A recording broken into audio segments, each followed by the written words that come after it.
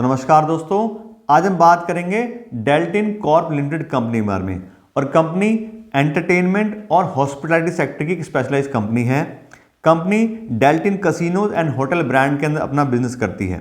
और आज की जो वीडियो है ये हम अपने सब्सक्राइबर हैं उनकी डिमांड पे बना रहे हैं। और अगर आप भी चाहते हैं कि हम आपके लिए किसी कंपनी का फंडामेंटल एनालिसिस करें तो आप उस कंपनी का नाम हमारे वीडियो के कमेंट बॉक्स में लिख सकते हैं और हम कोशिश करेंगे कि जल्द से जल्द उसको वीडियो बना के आपको इन्फॉर्मेशन दे दें। तो हम बात करते हैं अपनी कंपनी की। कंपनी का नाम है delta corporation limited, delta Corp limited. बात करें तो कंपनी मेनली 3 बिजनेस सेगमेंट में काम करती है। सबसे पहले कैसीनोज, कंपनी कैसीनो चलाती है। फिर ऑनलाइन गेमिंग की कंपनी प्लेटफॉर्म चलाती है। और तीसरा हॉस्पिटैलिटी यानी कि कंपनी होटल्स भी चलाती है। बात करें सबसे पहले कंपनी के कैसीनो बिजनेस की तो कंपनी का यही मेन बिजनेस है। यहाँ से कंपनी को 80% रेवेन्यू आता है। बात करें तो कंपनी 7 कैसीनो ऑपरेट करती है गोवा, सिक्किम और दमन के अंदर। और कंपनी के पास में दोनों टाइप के कैसीनो के लाइसेंस हैं, लैंड बेस्ड भी और ऑफशोर भी। लैंड बेस्ड मतलब जो बिल्डिंग बना के वहाँ पे कैसीनो चलाते हैं, और ऑफशोर मतलब जो किसी नदी में या समुद्र के किनारे वहाँ पे शिप बना के उसमें चलाते हैं। तो दोनों ही टाइप के जो कैसीनोज हैं उसके कंपनी लाइसेंस हैं। उसके बात करें दूसरे कंपनी के बिजनेस सेगमेंट की तो है ऑनलाइन गेमिंग। यहाँ से कंपनी को 15% होता है। और यहाँ पे कंपनी 3 ऑनलाइन गेमिंग के प्लेटफॉर्म चलाती है। उसमें पहला है adda52.com।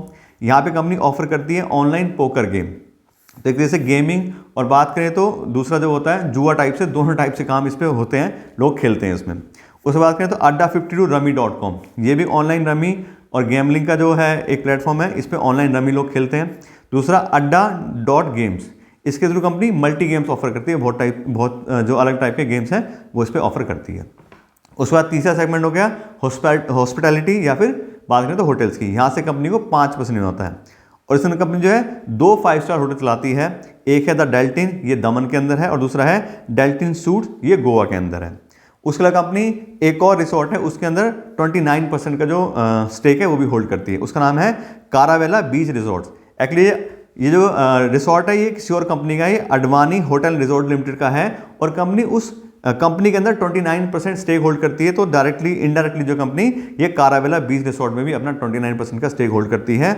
और ये जो रिसोर्ट है ये वारका बीच गोवा के अंदर है। तो ये तो कंपनी की एग्जिस्टिंग बिजनेस। उसके अलावा कंपनी 2 अपकमिंग प्रोजेक्ट्स भी लेके आ रही है। उसमें एक तो है new casino vehicle in Goa.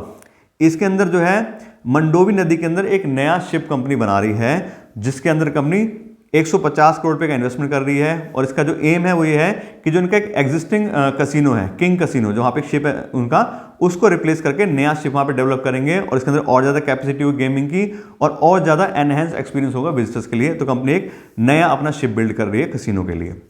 उसके अलावा दूसरी कंपनी एक और बना रही है इंटीग्रेटेड कैसीनो रिजॉर्ट। उसके लिए कंपनी ने काफ़ी बड़ा इन्वेस्टमेंट किया है। 100 एकड़ की जगह ली है, मोपा विलेज है परनेम गोवा के अंदर। वहाँ पे कंपनी 100 एकड़ की जगह ली है और लगभग 1500 करोड़ रुपये कंपनी इन्वेस्टमेंट करेगी। और इसके अंदर कंपनी इंटीग्रेटेड रिसोर्ट बनाएंगे, सारी चीज़ें होंगी उसके अंदर। उसके अंदर होटल्स भी होंगे, कन्वेंशन सेंटर होगा, मल्टीप्लेक्स सिनेमाज होंगे, इलेक्ट्रॉनिक कैसीनो होगा, रिटेल एरिया, वाटर पार्क, इस तरह के सारे अम्यूजमेंट की फैसिलिटीज़ वहाँ पे होंगी। तो काफ़ी अच्छा इन्वेस्टमेंट कंपनी यहाँ पे कर रही है। तो कुल मिलाकर बिजनेस देखें कंपनी का, तो एग्जिस्टिंग बिजनेस देखें तो कंपनी मेनली कैसीनो से पैसा कमाती है।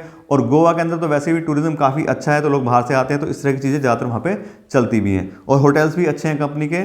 तो उसके अलावा बात करें जैसे ऑनलाइन बिजनेस है, और सॉरी ऑनलाइन गेमिंग जो है ये भी आजकल काफ़ी बूम पे है। काफ़ी लोग खेलना पसंद करते हैं, लोग पैसा लगाते हैं, जीतते हैं, हारते, जो भी चलता रहता है। तो कुल मिला देखें तो ठीक ठाक बिजनेस है कंपनी का। बहुत ज़्यादा बढ़िया तो मैं नहीं कहूँगा, लेकिन ठीक बिजनेस कंपनी अपने हिसाब से यहाँ पे कर रही है। अभी तक तो बात कर लिया हमने कंपनी के बिजनेस प्रोफाइल के बारे में। अब हम देखते हैं कंपनी के फाइनेंशियल्स की, कंपनी पैसा वैसा कितना कमाती है, कितनी सेल्स है, कितना प्रॉफिट है, वो सब चीज़ें अभी इस सेक्शन में हम देखेंगे। और यहाँ पे देखें कंपनी पिछले 5 साल का डेटा। तो सबसे पहला जो हम कंपनी का पैरामीटर चेक करते हैं तो कंपनी की सेल्स या रेवेन्यू। और यहाँ पे देखें तो 2019 में कंपनी के रेवेन्यू थे 798 करोड़, यानी कि 800 करोड़ के आसपास, जो कि अब 1021 करोड़ पे हो गए 2023 में। तो देखें तो 5 साल के जो पीरियड है उसमें कंपनी ने 11% की ठीक ठाक CAGR से ग्रोथ दिखाई है। बहुत ज़्यादा बिजनेस नहीं बढ़ा है, लेकिन जैसे हमने बात की है ऑलरेडी कंपनी काफ़ी सारे नए प्रोजेक्ट ला रही है। तो सब देखें तो आने वाले टाइम में हो सकता है कंपनी और अच्छे से इंप्रूव हो।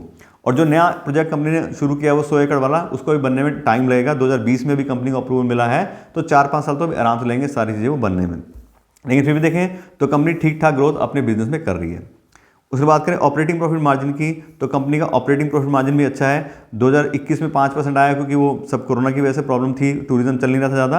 और अभी देखें तो 2036 में अच्छे से इंप्रूवमेंट करके, सॉरी 2023 में अच्छे से इंप्रूवमेंट करके 36% का काफ़ी अच्छा ऑपरेटिंग प्रॉफिट मार्जिन कंपनी जो है वो मैनेज कर रही है। उसके बाद करें ऑपरेटिंग प्रॉफिट की, सॉरी नेट प्रॉफिट की, तो नेट प्रॉफिट भी काफ़ी अच्छे से यहाँ पे इंप्रूव हुआ है। 200 करोड़ का प्रॉफिट था यहाँ पे 2019 के अंदर, अब ये 262 करोड़ हो गया है 2023 के अंदर। तो यहाँ पे भी 13% के काफ़ी अच्छे अमाउंट से कंपनी ने CAGR से ग्रोथ यहाँ पे अपने पिछले 5 साल के प्रॉफिट में दिखाई है। उसके बाद करें फ्री कैश फ्लो की, तो पिछले 5 साल से लगातार हर साल कंपनी फ्री कैश फ्लो भी मैनेज कर पा रही है। तो उस हिसाब से देखें तो कंपनी पैसा कमाती भी है और अपने पास रख पाती है कि बार बार उसको पैसा बिजनेस में नहीं लगाना पड़ता, तो अच्छा खासा कैश भी कंपनी होल्ड करती है। उसके बाद करें डिविडेंड पे आउट परसेंटेज की, तो पिछले 5 साल से लगातार हर साल कंपनी ने डिविडेंड पेमेंट करा है। बहुत ज़्यादा नहीं, लेकिन हाँ एक बार 50% भी दिया हाईएस्ट, बाकी 20%, 13% थोड़ा बहुत कंपनी ने डिविडेंड यहाँ पे पिछले 5 साल में दिया ही है। उसके बाद करें अगले पैरामीटर की, डेट बाय इक्विटी रेशियो, तो कंपनी कोई खास डेट होल्ड नहीं करती है। 0.03 का कंपनी का डेट बाय इक्विटी रेशियो है कि मतलब सारा पैसा अपना ही लगा रखा है, कोई खास लोन नहीं है, कोई इंटरेस्ट का बर्डन नहीं है, कोई पैसा वापस करने की टेंशन नहीं है। उसके बाद करें रिटर्न ऑन इक्विटी की, तो पिछले साल का कंपनी का प्रॉफिट इंक्रीज हुआ था, इसलिए काफ़ी अच्छा रिटर्न इक्विटी आया है 12% का। तो 15% के हिसाब से हम देखें तो थोड़ा कम है, लेकिन फिर भी एक अच्छे ही मार्क पे कहा जाएगा। लेकिन देखें तो पिछले 5 साल की जो कंपनी की एवरेज आ रही है रिटर्न ऑन इक्विटी की, वो काफ़ी कम है। 7% का पिछले 5 साल का रिटर्न इक्विटी है। तो उस हिसाब से देखें तो रिटर्न इक्विटी जो है वो बहुत ज़्यादा अच्छा नहीं है, moderate size company return on equity manage कर रही है। तो कुल में बात करें तो ठीक ठाक कंपनी के फाइनेंशियल्स हैं, रेवेन्यू प्रॉफिट थोड़ा अच्छे से इंक्रीज हुआ है। और बात करें तो डेट कंपनी नहीं होल्ड करती, वो भी अच्छा पॉइंट है। और साथ साथ ठीक ठाक ROE भी कंपनी मैनेज कर रही है। तो कुल रखें तो बहुत बढ़िया फाइनेंशियल तो नहीं है कैसा कि बहुत एक्स्ट्राऑर्डिनरी है, क्योंकि स्मॉल कैप कंपनी है, उतना ही बिजनेस है। तो सबसे बात करें तो ठीक ठाक फाइनेंशियल कंपनी होल्ड करती है। तो अभी तक तो बात हुई कंपनी के बिजनेस प्रोफाइल के बारे में और कंपनी की फाइनेंशियल पोजीशन के बारे में। अब हम बात करते हैं कंपनी की वैल्यूएशन के बारे में कि आज की डेट में कंपनी जो शेयर प्राइस चल रहा है उसकी अर्निंग के हिसाब से शेयर सस्ते हैं या महंगे हैं, यानी कंपनी अंडर वैल्यूड कंपनी है या फिर ओवर वैल्यूड कंपनी है। और मैं आपको बता दूं किसी भी कंपनी की वैल्यूएशन करने के लिए मैं यूज़ करता हूं डिस्काउंटेड कैश फ्लो एनालिसिस, और उसके अंदर कंपनी को फ्री कैश फ्लो के ऊपर वैल्यू करते हैं, कंपनी कितना फ्री कैश फ्लो जनरेट कर पा रही है, उसके हिसाब से उसकी कितनी वैल्यू बनती है। और याद है कंपनी पिछले 3 साल के फ्री कैश फ्लो तो 2021 में 43 करोड़ था, 2022 में 51 करोड़ और 2023 में 35 करोड़ रुपीज़। अब इसका हम एवरेज लेते हैं पिछले 3 साल का, तो कंपनी लगभग 43 करोड़ रुपीज़ हर साल फ्री कैश फ्लो जनरेट कर रही है। और इस 43 करोड़ फ्री कैश फ्लो के हिसाब से पूरी कंपनी की वैल्यू बनती है 2150 करोड़ रुपये। यानी कि हमें हर साल 43 करोड़ रुपये फ्री कैश फ्लो कमाना है, तो इस कंपनी में हमें 2150 करोड़ रुपये इन्वेस्ट करने पड़ेंगे, तो ये पैसा हमें मिलेगा। ये इस वैल्यूएशन का मतलब है। अब ये हो गई 2150 करोड़ रुपये पूरी कंपनी वैल्यू। अब इसको पर शेयर के हिसाब निकालें तो पर शेयर कंपनी की फेयर वैल्यू है 80 रुपये। यानी कि हम 80 रुपये पर इक्विटी शेयर के हिसाब से इस डेल्टा कॉर्प कंपनी लिमिटेड में इन्वेस्ट करेंगे, तो हम कंपनी को फेयर प्राइस पर खरीदेंगे कि ठीक है कंपनी इतना फ्री कैश फ्लो जनरेट करती है, तो इतना इसकी वैल्यू बनती है। लेकिन जैसे हम हमेशा बात करते हैं कि किसी भी कंपनी को हमें फेयर प्राइस पे या प्रीमियम पे नहीं खरीदना चाहिए, क्योंकि जो भी चीज़ें हमने चेक करी हैं वो सब क्या पास रिकॉर्ड है। और अगर हम सारे पैसे देके खरीदेंगे तो कल को कंपनी का बिजनेस कैसा होगा, नहीं होगा, फ्यूचर में क्या होगा, हमें नहीं पता। जैसे बात की कंपनी 1500 करोड़ रुपये का लगा रही है, अब कल को वो पूरा कब होगा कब नहीं होगा, या उसकी कॉस्ट इंक्रीज हो जाएगी, क्या चीज़ें रहेंगी, हमें अभी कुछ नहीं पता। हो सकता है बहुत सारी कंपनी नए नए एक्सपेंशन करती हैं, कई बार वो नहीं भी काम करते हैं। तो उस हिसाब से देखें तो अगर हम पूरा पैसा देके किसी कंपनी इन्वेस्ट करेंगे तो बहुत ज़्यादा रिस्क हमारा इंक्रीज हो सकता है। अब उसके लिए हम यूज़ करते हैं मार्जिन ऑफ सेफ्टी कॉन्सेप्ट अपने रिस्क को रिड्यूस करने के लिए।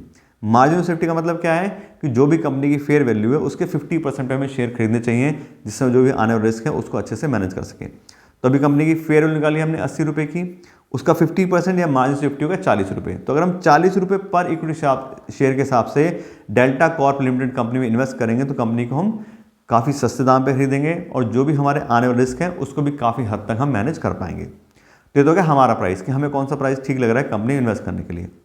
अब बात करते हैं कंपनी की करंट शेयर प्राइस की कि आज की डेट में कंपनी का क्या शेयर प्राइस चल रहा है। तो आज की डेट में कंपनी का शेयर चल रहा है 142 रुपये, यानी कंपनी 80 रुपये जब निकालती कंपनी की फेयर वैल्यू उसके लगभग डबल के आसपास ट्रेड कर रही है।